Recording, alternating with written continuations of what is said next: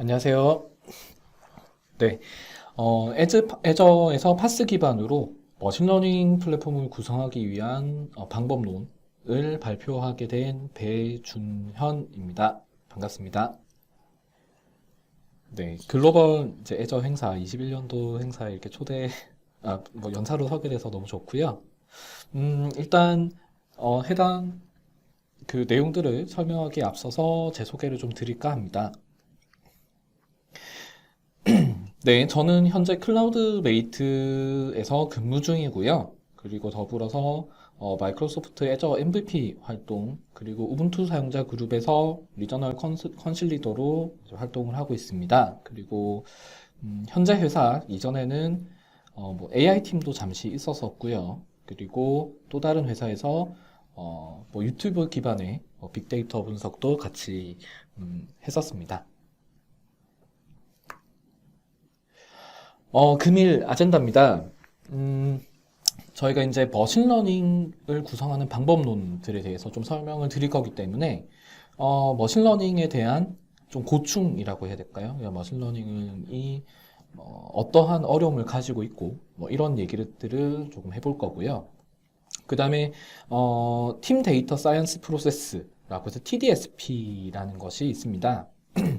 그래서 팀 데이터 사이언스 프로세스가 언제 어떤 것인지 알아보고, 그리고 마지막으로는 TDSP 기반으로 프로젝트 운영을 어떻게 하는지 등을 알아봄으로써 금일 발표를 마칠까 합니다.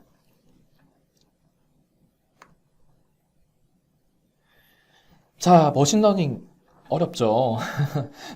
이게 사실 머신러닝이 좀 왜 어려운지, 사실 머신러닝이 왜 어려운지들을 조금 이야기를 해봐야 될 것 같아요. 자, 머신러닝에서 어려운 것은 무엇일까요? 라고 했을 때, 사실 기계학습, 강화학습, 컨볼루션 레이어 등등을 써서, 여러 인사이트들을 다들 얻으시려고 하실 겁니다. 근데 지금, 바깥쪽에 있는 사진에서 보시다시피, 정말 먹음직스러운 머핀과 정말 귀여운 이 강아지, 단모종 강아지죠. 사람은 이것을 눈으로 강아지다, 머핀이다 라고 인지를 잘 할 수 있는데 아직까지 머신러닝 부분에서는 조금 어려운 게 사실입니다. 그리고 오른쪽 그림을 보셔도 정말 귀여운 푸들 형태의 강아지와 우리들이 정말 좋아함에 맞이하는 치킨들이 아직 조금 구분이 어렵다. 네, 어렵다. 라고 말씀드릴 수 있을 것 같고요. 그리고 또 어려운 것이 어떤 것이냐라고 했을 때, 사실 이것은 머신러닝으로 처리해야 될 일인가, 처리를 안 해도 되는 일인가에 대한 좀 내용인 것 같아요. 확대를 조금 해보자면, 자, 소위 말하는 부자 관상, 거지 관상. 그러니까 부자이신 분들의 얼굴들을, 그리고 가난하신 분들의 얼굴들을 학습을 해서 이 친구 학습한 결과 바탕으로 나의 사진을 찍었을 때 부자가 될 건지 거지가 될 건지 흥미 위주로는 할 수가 있겠죠. 근데 이것이 정확한 이밸류에이션 평가까지 돼서 아주 레이팅이 높은 모델이다라고 설명하기에는 뭔가 근본적으로 잘못됐다는 느낌이 드시죠. 그죠? 21세기에 갑자기 골상학이 나온다던가 할 수는 없다고 생각을 되고요. 비슷하다고 봅니다. 조금 논란의 소지가 있었지만 범죄자의 얼굴을 학습을 해서 이 사람의 범죄자의 관상을 가졌는가 그게 의미가 없는 것 같아요. 자, 오른쪽을 봅시다. 마이너리티 리포트라는 영화가 있습니다. 나온 지 조금 되긴 했어요. 그러니까 이 사람 어떤 특정한 인물이 미래의 범죄를 일으킬 것이다라는 전지전능한 AI가 예측을 해서 그 사람을 미리 체포를 하는 내용. 그러니까 미래는 바뀌지 않는다. 이런 시나리오에 기반된 영화인데요. 그럼 마이너리티 리포트처럼 범죄를 예측하는 AI CCTV를 개발했다고 했대요. 근데 밑에 글을 보시면 애트리에서 원천 기술 확보를 하고 발걸음 소리 등으로 AI가 상황을 분석한다. 그리고 위험 가능 발생을 80%까지 예측한다라고 일단 나와 있어요.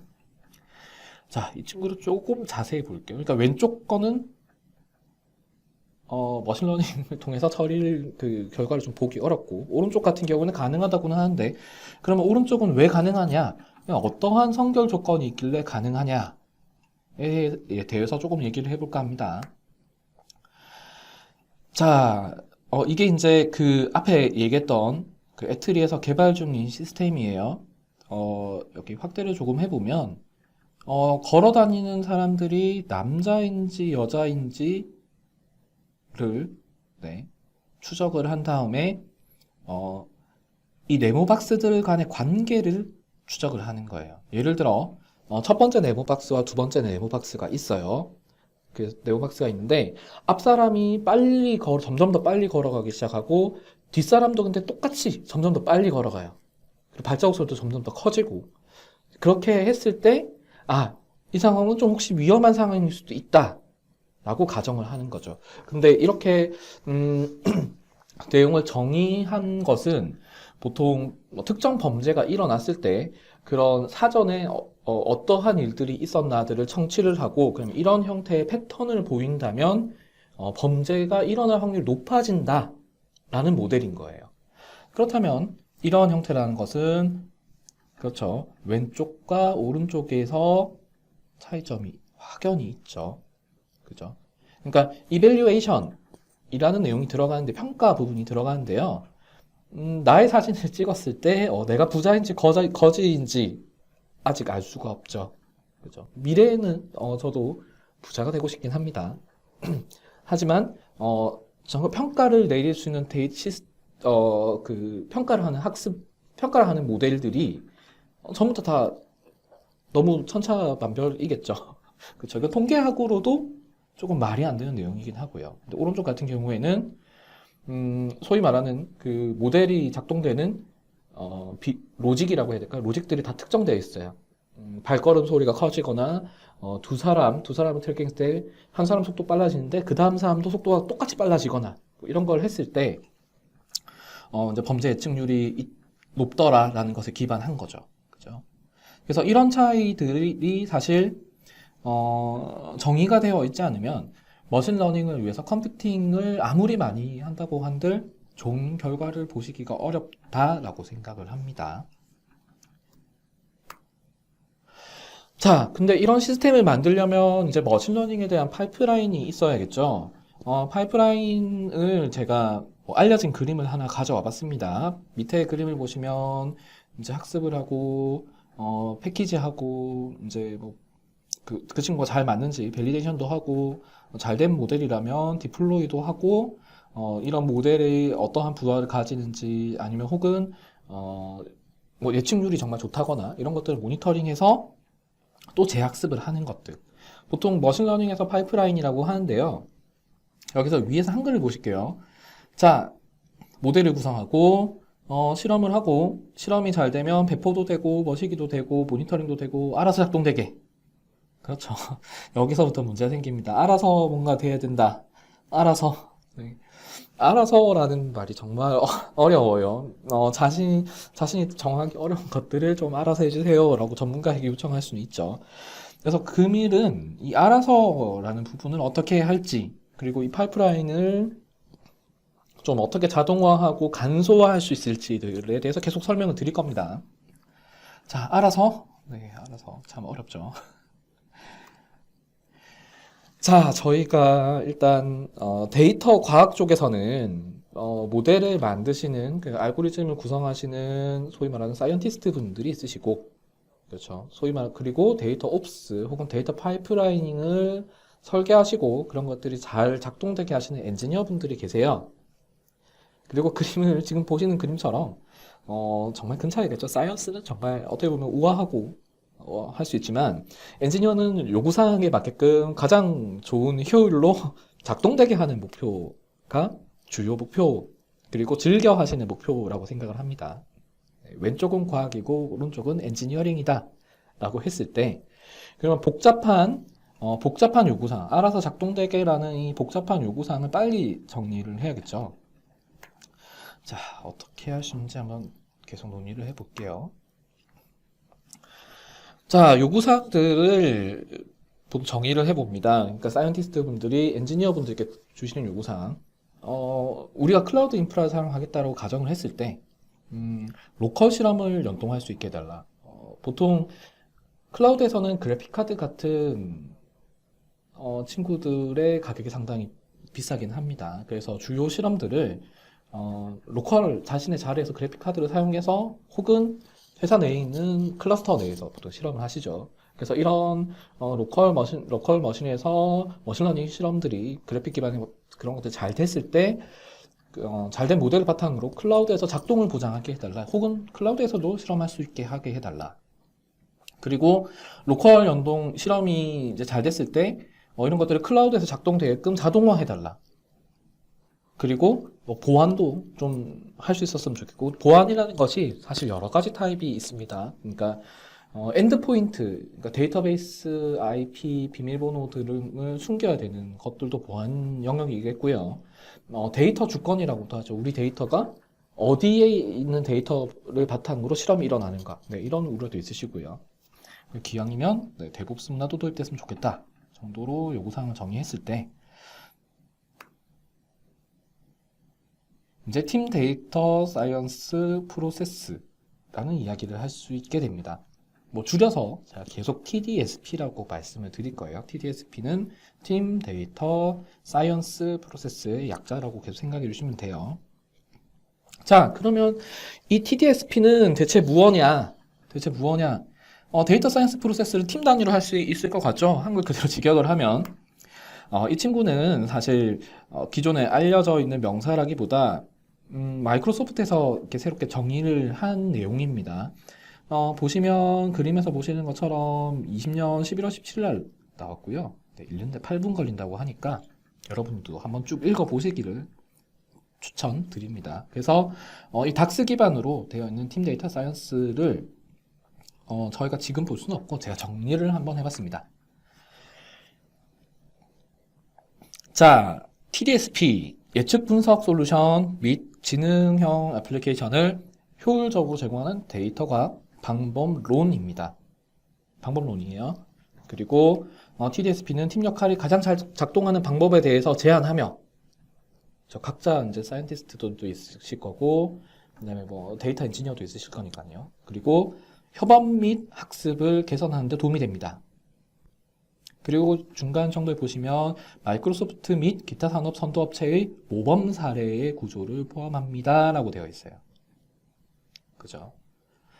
자, 그리고 중요한 이제 항목들이 4가지 정도 제시가 됩니다. 첫 번째는 TDSP를 하기 위해서 데이터 과학의 수명 주기가 정의되어야 한다. 사전 조건이에요. 사전 조건. 수명 주기가 정의가 돼야죠.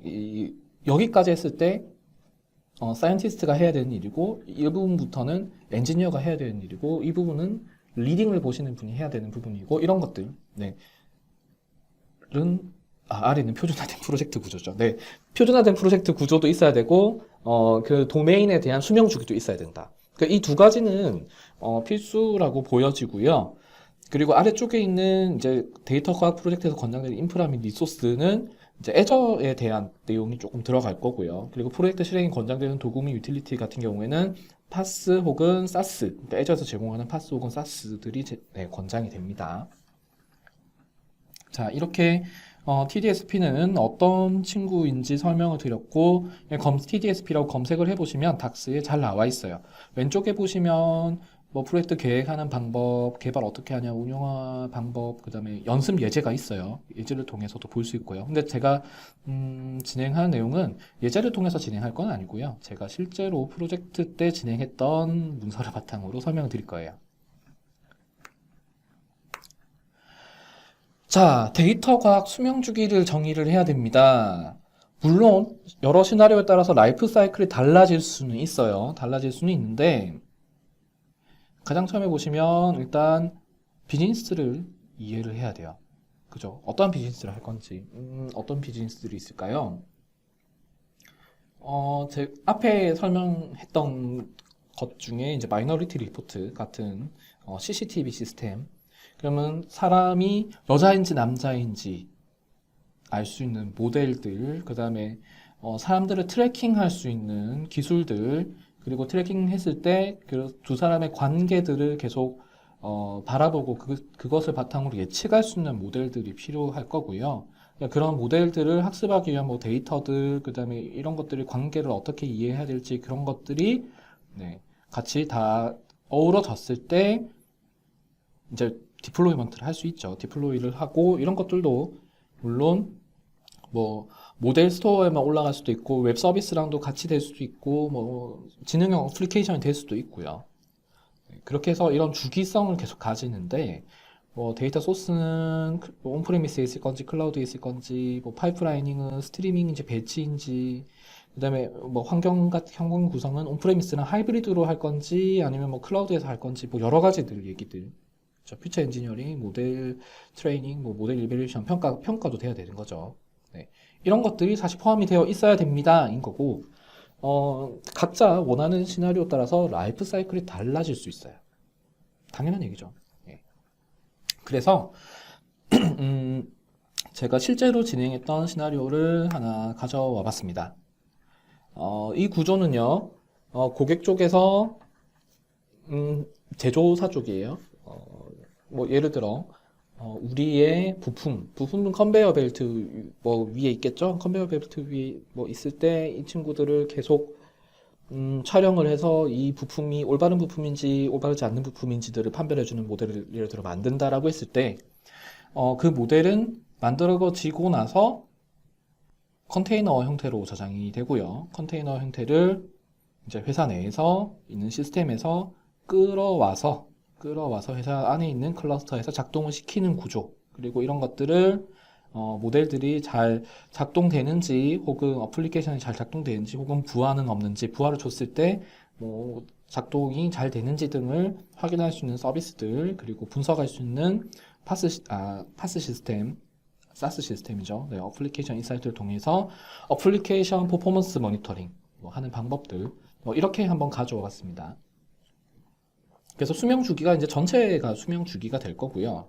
제가 열심히 그렸던 그림인데요. 수명 주기는 이제 다음과 같이 정의를 하고 이 부분을 하나씩 풀어 나가도록 하겠습니다. 자, 그리고 표준화된 프로젝트 구조가 필요하다라는 말은 쭉 내려보면 네, 그룹 매니저에서는 조직을 만들어야 되고 뭐 팀 리딩에서는 그렇죠 팀이 사용하는 환경들을 설정을 해야 되고 이제 프로젝트 리드는 프로젝트를 만들고 그다음에 스토리지 어디다 쓸 건지 그다음 분석해야 되는 것들은 뭐 어디로 할 건지 그리고 데이터 과학자들은 프로젝트 기반으로 그렇죠 이제 자기가 학습이 잘 된 모델을 만들었을 때 네, 이제 풀 리퀘스트 PR을 날리게 되죠. 그럴 때 PR 날리면은 프로젝트 리드가 이제 받아주는 형태로 프로젝트 구조를 가져간다라고 네, 제안이 되고 있고요. 이런 표준화된 프로젝트 구조 같은 경우에는 사실 애저 데브옵스에서 모든 내용을 수행을 할 수가 있습니다. 보시게 되면 애저 데브옵스 같은 경우에는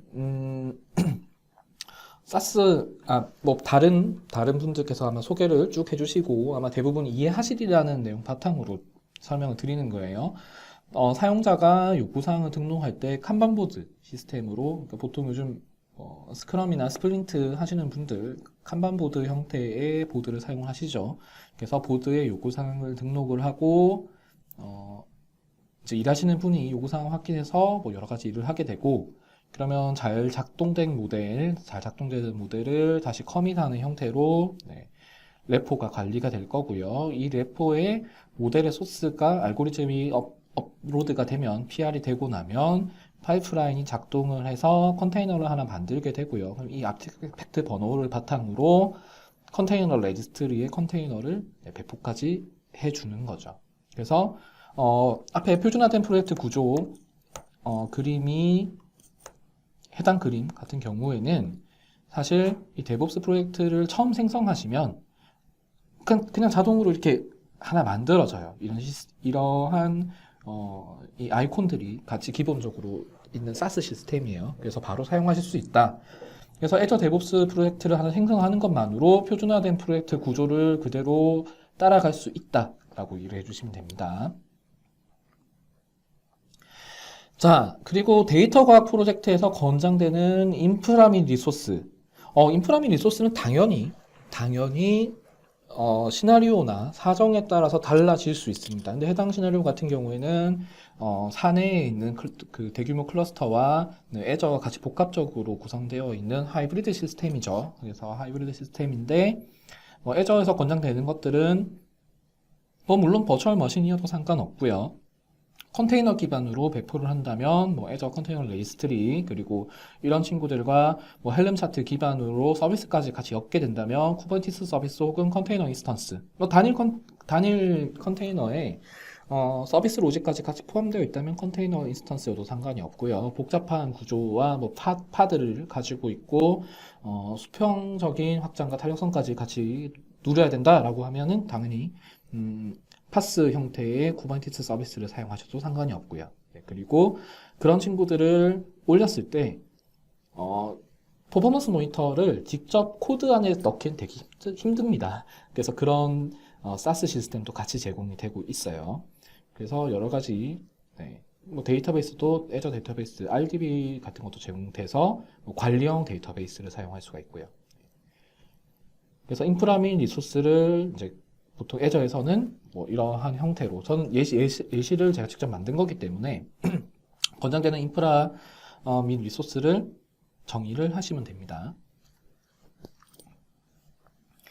자, 프로젝트 실행에 권장되는 도구 및 유틸리티라고 해서 보통 저희가 유틸리티라고 하면 편의성 제공이겠죠.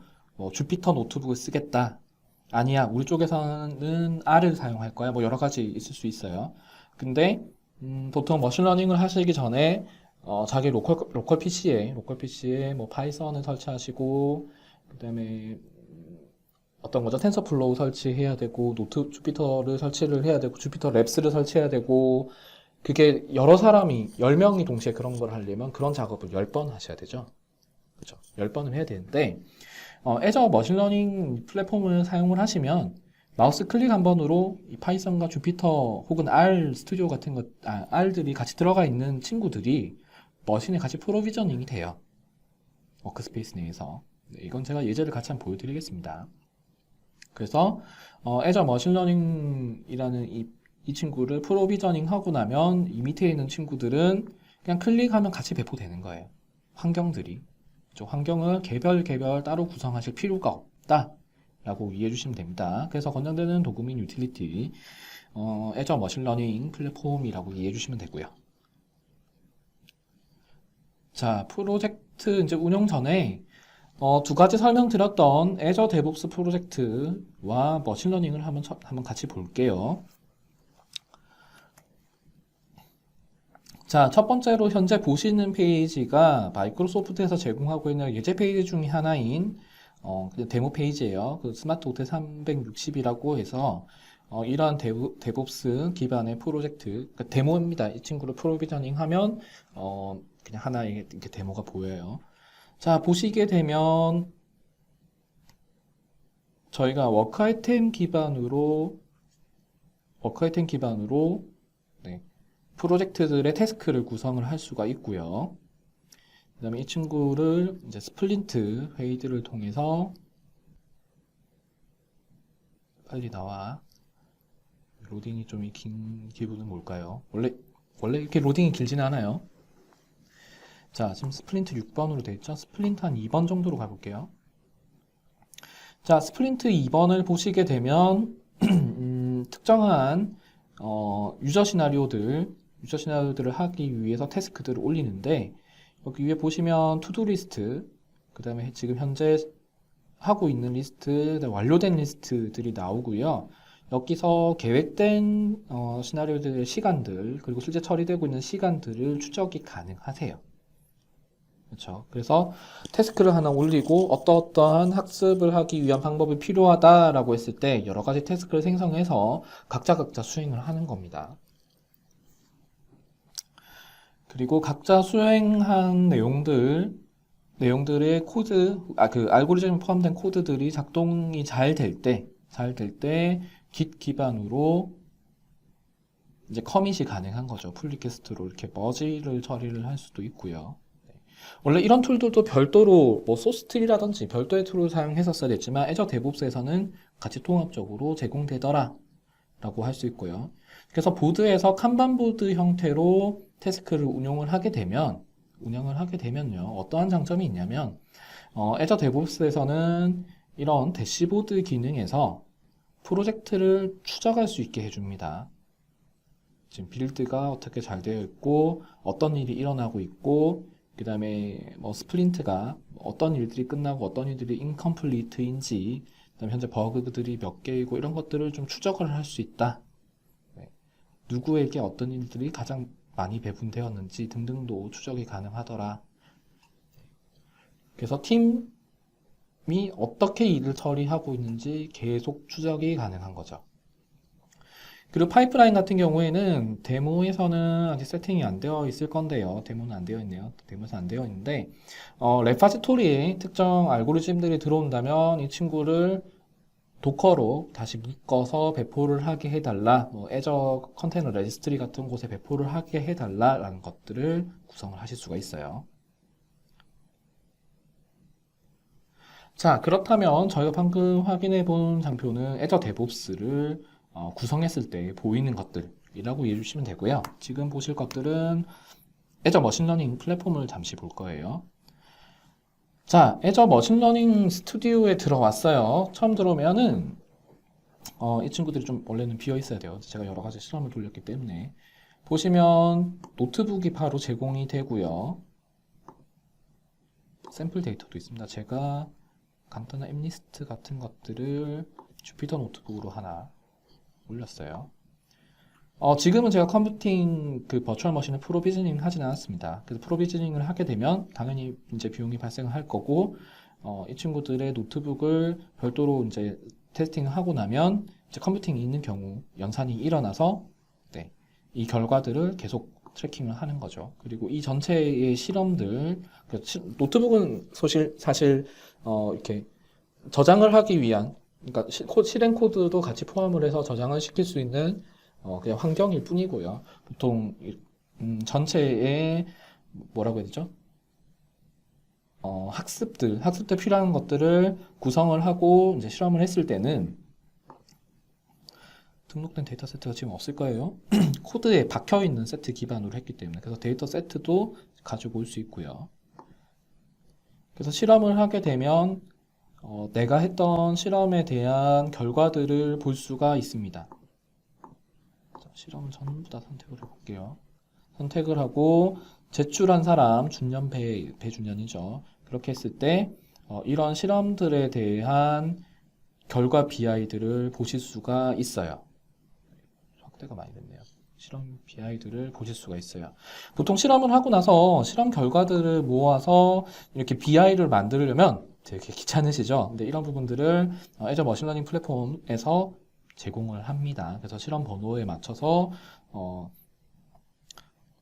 이렇게 실행 번호에 맞춰서 뭐 증가가 되더라, 뭐 어떤 한 실험 뭐 밸류를 어떻게 줬을 때는 뭐 그 학습 레이팅이 안 좋더라 이런 것들을 추적을 할 수가 있고요. 물론 여러 사람들이 같이 작업을 할 수 있고 자신이 한 것만 보거나 할 수 있기 때문에 여러 가지 필터를 할 수 있기 때문에 내 실행만 보기 등등을 할 수가 있기 때문에 여러 사람들이 하나의 주제에 대해서 실험을 동시에 진행할 때 같이 모아서 바로 보여주는 친구인 거죠.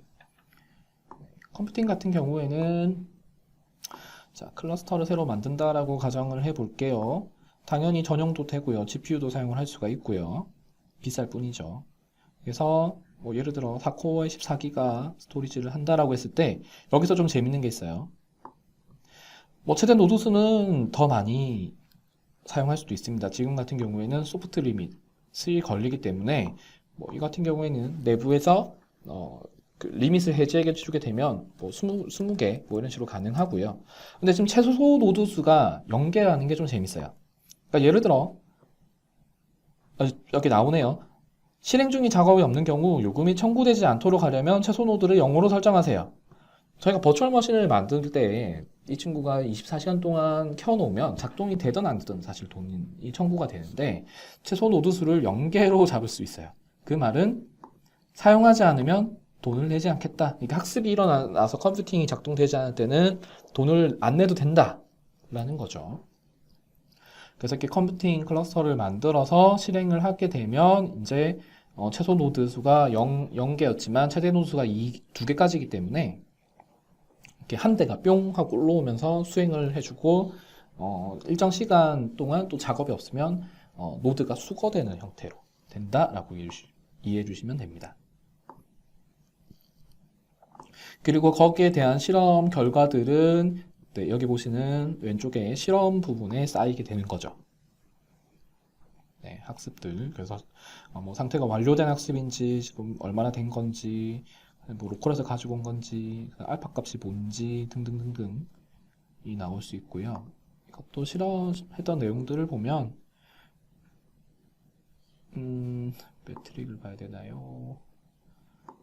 이미지는 아니고요. 출력 로그를 봐야 되나요? 출력 로그 같은 경우에는 제가 그냥 학습된 파일을 하나 만들었어요.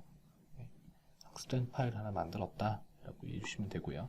이제 이런 친구들을 컨테이너에 넣어서 이제 배포를 해준다 라고 이해를 해주시면 됩니다. 자, 권장되는 도구민 유틸리티도 살펴봤습니다. 자, 그렇다면 결국 여러 가지 사스 시스템, 파스 시스템을 사용해서 애저 데브옵스 프로젝트를 하나 프로비저닝하고 애저 머신러닝 프로젝트를 프로비저닝하고 애저의 여러 가지 리소스들도 프로비저닝 했어요. 그렇다면 이 친구를 이제 운용하는 방법에 대해서 얘기를 해야겠죠. 그죠? 만들어만 놓고 쓰기가 어려워서 못 쓰는 상황도 더러 많습니다. 복합적인 구성이기 때문에요. 자, 애자일 개발을 위한 방법론이고요. 프로젝트 리드는 스플린트 플래닝을 통해서 스토리 혹은 태스크를 등록을 해주게 되면 데이터 과학자들은 태스크가 있을 때 그렇죠, 브랜치를 하나 생성을 해서 git 브랜치입니다. 브랜치를 하나 생성을 해서 네, 학습을 하고 이제 커밋 푸시를 하고 여러 가지 작업이 잘 됐을 때 풀 리퀘스트를 올려서 리뷰를 받고 너 학습 너무 좋은데? 라고 했을 때 머지를 하고 브랜치를 다시 없애는 형식으로 그리고 새로운 또 태스크가 들어올 때까지 계속 반복하는 거죠. 그냥 반복적인 개발 방법론이에요. 이 친구 같은 경우에는 아까 보여드린 것과 마찬가지로 애저 데브옵스 보드 내에서 이렇게 태스크 기반으로 보통 일감을 배분을 합니다. 여기서도 당연히 new 아이템에서 새로운 학습을 해야 해요.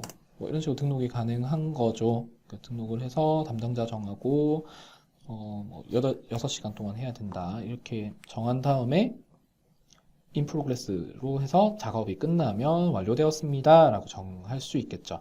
그럼 이 부분도 사실 마우스로 굳이 옮길 필요는 없어요. 여기서 브랜치를 생성을 하고 지금 클릭해보면 새로운 학습을 해야 됩니다 라고 하면은 디벨롭에서 브랜치를 작성을 할 수가 있어요.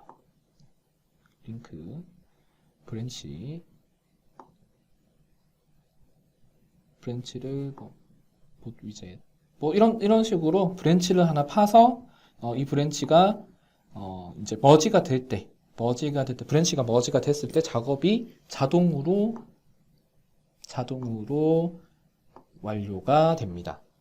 그렇죠. 그렇다는 것은 계획은 이 보드에서 작성을 하고 작업자들은 자신이 해야 될 일들을 바탕으로 작업이 브랜치가 되면 이 친구는 알아서 완료가 되는 형태로 되겠죠.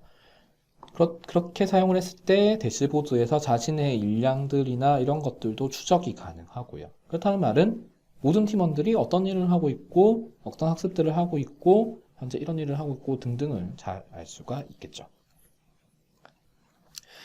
자, 그래서 이런 방법론을 바탕으로 이제 스크럼 기반의 스플린트 그리고 애자일 방법론 등을 이제 운영을 할 수가 있고요. 제가 방금 설명드린 부분이 제가 제안했던 이 예제 시나리오의 해당 초록색 부분을 다루게 됩니다. 그래서 프로젝트 리딩 하시는 분이 이런 것들을 해주세요 라고 요구사항을 등록하면 그 보드를 확인을 해서 일하시는 분, 사이언티스트 분께서 직접 머신러닝 들어와서 학습하는 것들을 코드들을 올리고 노트북 상에서 실험들을 하고 이런 학습 결과가 잘 나왔을 때 CLI를 통해서 커밋을 하게 되죠.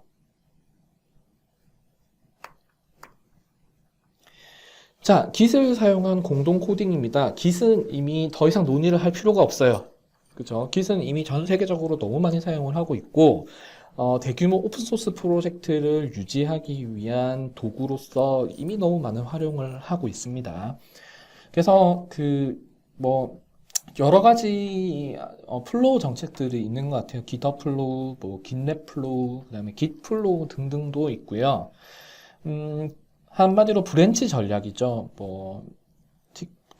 뭐라고 하죠? 코드 리뷰 혹은 컨플릭트 혹은 체리픽, 리베이스 등을 어떻게 할 건지 공동 코딩을 할 때 거버넌스들이고요. 사실 이 공동 코딩을 위한 Git의 브랜치 전략은 사실 요구사항마다 다 다른 것 같아요. 성향마다 약간씩 다 다른데, 제가 제안했던 프로젝트에서는 Git 플로우를 제안을 했었습니다. 혹자, TDD의 화신이신, 몇몇 분들께서는, Git 플로우 혹은 업스트림인 방식이, 그 테스팅 주도 개발은 그렇게 도움이 되지 않는다라고 하는데, 제가 머신러닝 팀들과 여러 가지 얘기를 했을 때, 사실 비즈니스 로직이 담겨 있지 않고 알고리즘만 테스트하는 경우에는 이런 기플로우 형식의 업스트림 방식이 큰 문제는 없더라라고 같이 논의를 하고 서로 수긍을 했기 때문에 해당 형태를 권장을 드렸었고요. 그 부분은 해당 부분이 되겠죠. 요구사항을 통해서 여러 가지 실험을 하고 이건 잘 작동될 때 기플로우 기반의 브랜치 전략으로 커밋을 하는 거예요. 네. 그래서 여러 사람들이 머신을 통해서 실험한 것들을 이제 관리하기 위한 브랜치가 너무 많이 생기면 안 되기 때문에 관리하기 위한 방법이고 내부에서 여러 브랜치를 트리트하면서 관리할 수 있습니다. 물론 태그 기반으로 관리하는 오픈소스 프로젝트들도 있고요. 단일 브랜치에서 컴플리트를 자신이 처리하는 형태로 제공을 하거나 오토머지를 사용해서 강한 정책, 거버넌스 기반으로 운용하시는 분도 당연히 있습니다. 어떤 것이 맞다라기보다 팀에 어울리는 형태를 선택을 하시면 되지 않나 라고 생각을 하고요. 자, 데이터 과학 작업. 이거는 영어를 한글 그대로 하다 보니까 그런데 실험할 때 실험하는 이제 부분들은 아까 보여드렸던 머신러닝 플랫폼 쪽에서 노트북을 통해서도 작동이 가능하고 디자이너를 통해서 그래프 형태로도 작동이 가능합니다. 그래프 형태도 잠시 보실까요? 네. 그래프형 디자이너를 들어가게 되면 아무나 있는 것을 하나 열어보자. 네. 이런 흐름도 형태로도 구성을 할 수가 있다. 네, 흐름도 형태로도 구성을 할 수 있다라고 이해해 주시면 될 것 같아요. 흐름도 형태가 아니라 코드 형태로 좀 진행하고 싶다라고 하면은 당연히 노트북 안에서 주피터 랩스 혹은 주피터 노트북으로 진행을 하시면 되고, 이 친구도 CLI를 제공해요. 네, 지금은 컴퓨팅 제가 켜두지 않아서 터미널이 제공되지 않는데 터미널을 하면 저희가 배시 사용하듯이 이렇게 까만 화면에 흰 글자 나오게 됩니다. 네.